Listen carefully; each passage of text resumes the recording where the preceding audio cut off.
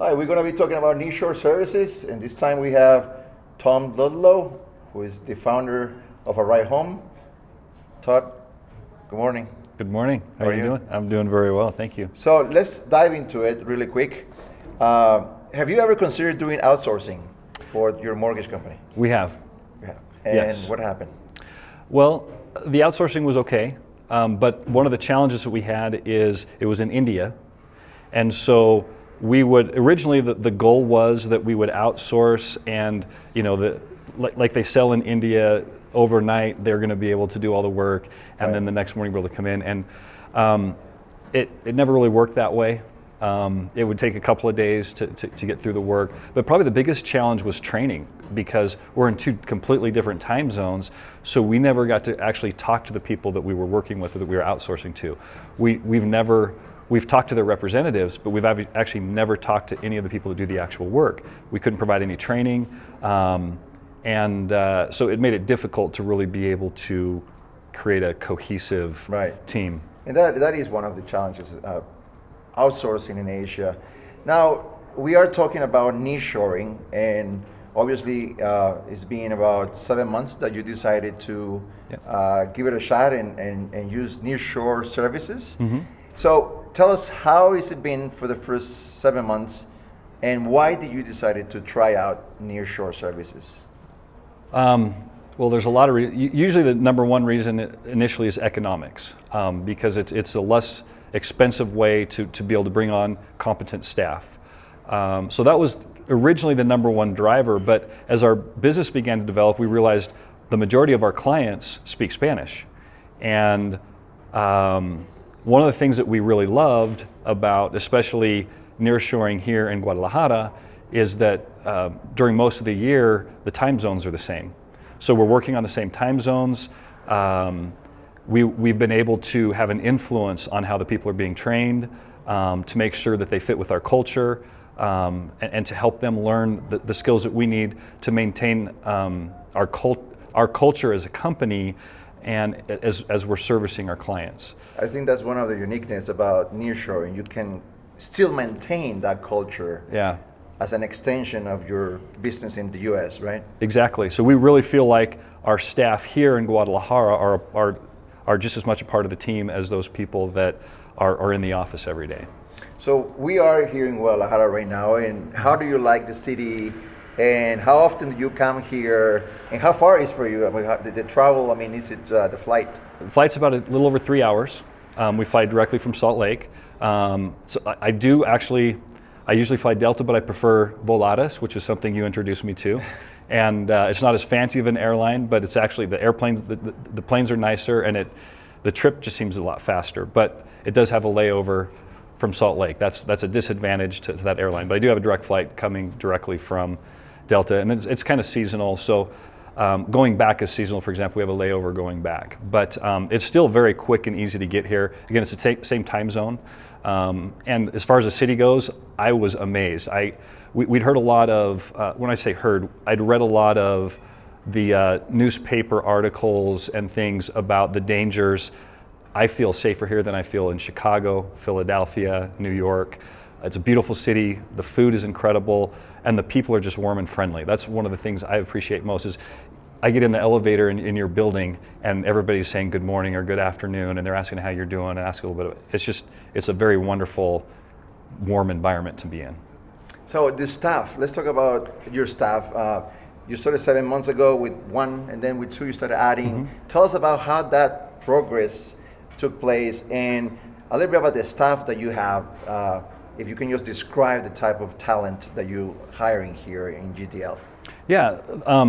One of the things I really like about the staff is they're all very motivated. They want to work, they appreciate working, and this is an opportunity for them to grow. And they've all been very talented. I mean, obviously, just like in any other organization, you go through, we have turnover, but initially when we were hiring stateside, we would have to go through about 5 or 6 people to actually find one person. Here, I think we've had 2 people that we've let go in the entire group that we've had, and the group that we have is just they're friendly, they're capable, they learn. They didn't have as much experience in the mortgage industry as we initially kind of anticipated, so that's been a little bit of a change. We've had to make some adjustments there, but we know that they have the capability of getting there. And we've got some great talent that is developing, and I would say within the next 6 to 12 months, we have the potential for even some of these individuals being senior processors, maybe even a junior underwriter, or potentially, underwriter. So that's how quickly they've been able to develop and learn. So training, you said it was a challenge, for example, in Asia, outsourcing. Here, the training has been a process, obviously, with everyone, right? But here it's possible. Right. In Asia, it wasn't possible. Like I said, we never talked to any of the staff members.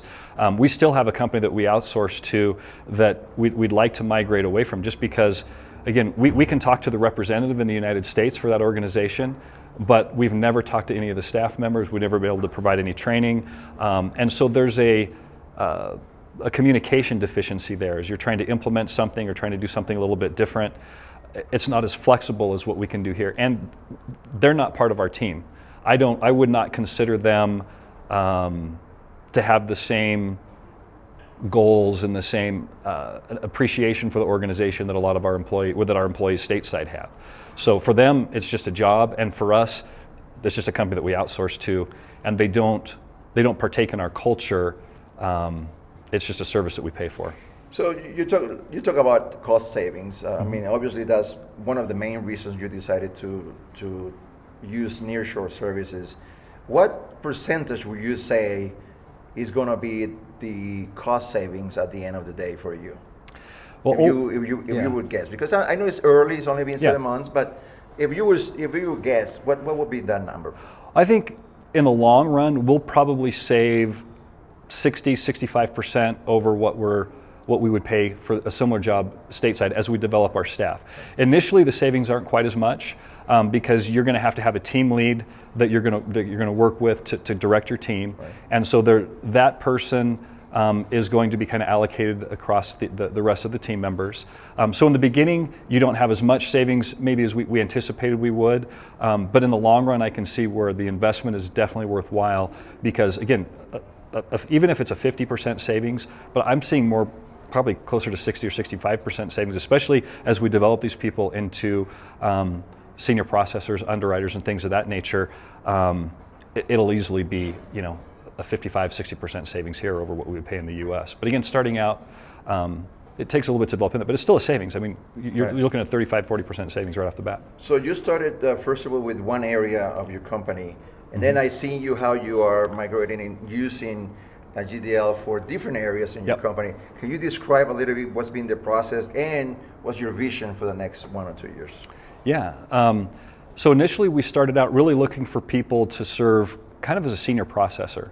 And as we started working into that, we realized that it was going to take longer to train them to be senior processors than we thought. But we found that they were really good to help support our servicing team. So we ended up recruiting servicing team members, and we have quite a number now that help our loan servicer make sure that our loans are performing the way we want to. And the nice thing is, Spanish is native for them. About 60% of our clients speak Spanish on one product, 100% speak Spanish on the other product, so it's just natural for them to communicate with them. They're friendly, and so on the servicing side, they've been fantastic. Then we still have the processing team, and that one is taking a little bit longer to develop than we initially anticipated. I figure it's going to take us probably we have some people that are doing a fantastic job. They've been working for about 3 months on that particular team, and they're doing great, and they're about where we expect them. We have others that are taking a little bit longer to develop there, but those individuals within about a year's period of time, I see as being very competent processors and being really where we kind of thought they might be when they first started. But Guadalajara, Mexico in itself does not have the same financial structure that the U.S. has, so it's foreign to them, and we're educating them on that as well as teaching them how we want them to interact within our environment.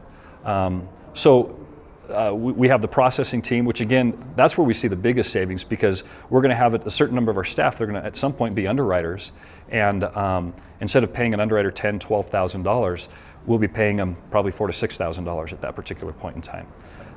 So last thing, a lot of people are hesitant about using outsourcing or nearshoring, and because of their, jumping into something that they've never done before. What would you recommend to people that never done any type of outsourcing or nearshoring in this case? How would you recommend them to start, or at least to try it out? I think one of the best things I did was visit. I came out and visited, and I got to know you, and I got to know you better. I got to know your staff better.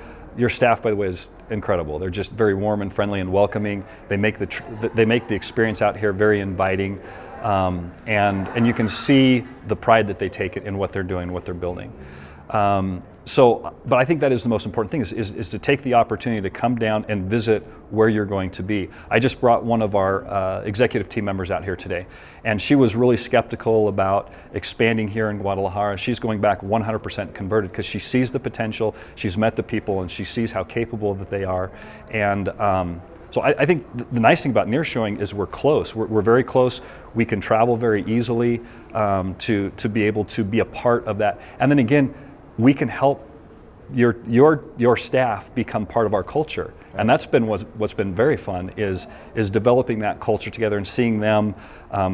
They've got us asking now for things with our logo on it because they feel a pride now in and they feel part of what we're building. We never had that with outsourcing, not even close. So we're really building our company as we build here nearshoring rather than just simply outsourcing a service. Well, Mr. Todd Ludlow, founder and CEO of Arrive Home, and he's a good friend, but also he got in love with Guadalajara, Mexico. That is very true. For a reason, has an amazing food and great places to visit. Wonderful people. All right, we'll see you in the next one. Thank you.